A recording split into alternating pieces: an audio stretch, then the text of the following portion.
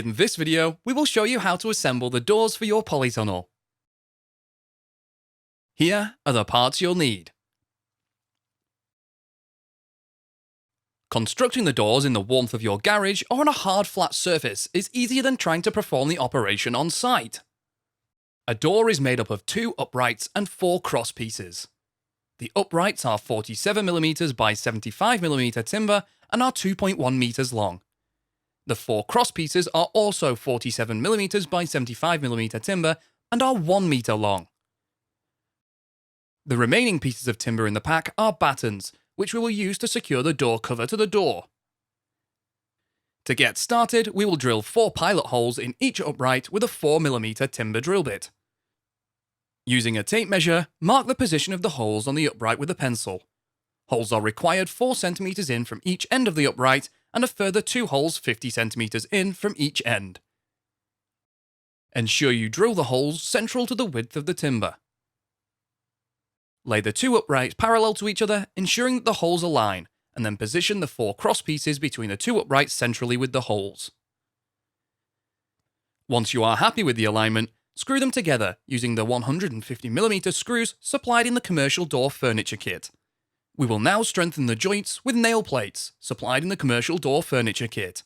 Position a nail plate centrally across the joints and nail into place using twisted nails.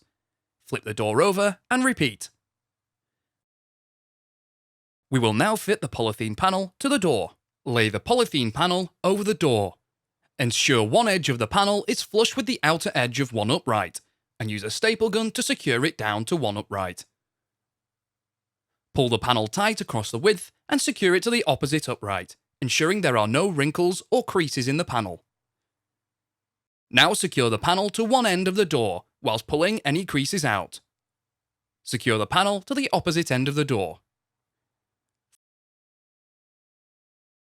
Finally, nail the battens around the frame on top of the panels. This will further secure the panels in position. The battens are 19mm by 38mm timber and come in 1.8 meter lengths. You will be required to cut battens to size. The uprights require 1 full batten and a shorter piece, cut to size. Position the batten flush with the inner edge of the door. Secure in position with nails approximately 20 cm apart. Repeat on the opposite upright. Now measure and cut battens for the 4 cross pieces and secure in place. Trim the excess polythene off with a sharp knife.